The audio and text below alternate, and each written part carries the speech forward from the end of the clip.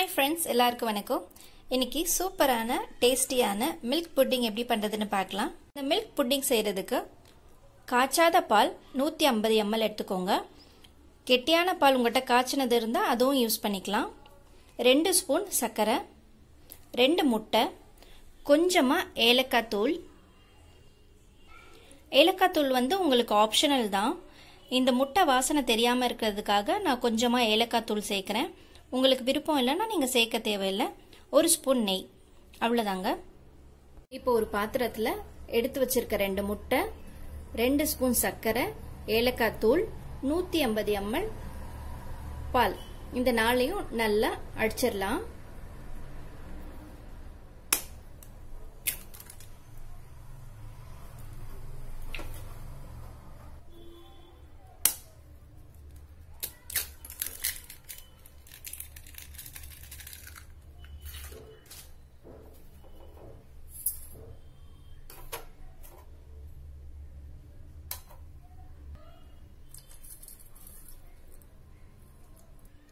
Whisk வச்சு நல்லா கலந்துடணும்.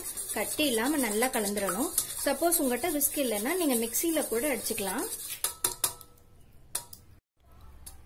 முட்டை வாசனை தெரியாம இருக்கிறதுக்காக நான் ஏலக்காய் தூள் சேர்த்திருக்கேன்.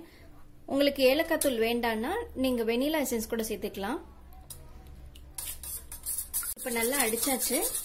இப்போ இன்னொரு பாத்திரத்துல நம்ம எடுத்து வச்சிருக்க நெய் சுத்தி தடவிக்கலாம்.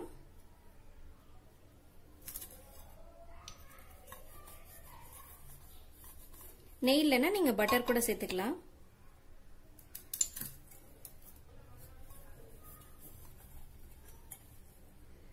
இப்போ நெய் தடவுன பிறகு நம்ம எடுத்து வச்சிருக்க கலவையை ஊத்திடலாம்.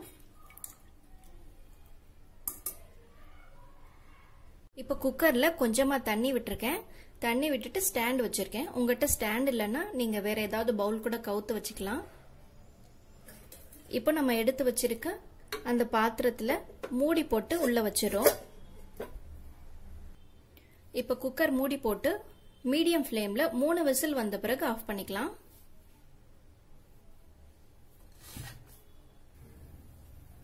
மூணு விசில் வந்த பிறகு எடுத்திருக்கேன்.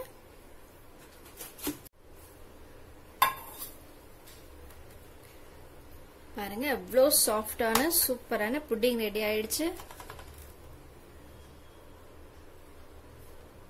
இது வாயில போட்ட உடனே ஜஸ்ட் அப்படியே கரைஞ்சி ஓடிடும்.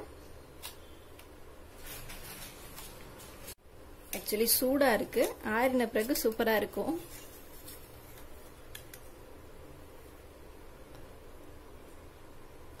சோ இதே மாதிரி நீங்களும் ட்ரை பண்ணி பாருங்க. உங்களுக்கு பிடிச்சிருந்தா என்னோட சேனல் பிரியாஸ் கிச்சனுக்கு சப்ஸ்கிரைப் பண்ணிடுங்க, லைக் பண்ணிட்டு ஷேர் பண்ணுங்க. மறக்காம உங்க கமெண்ட் சொல்லுங்க.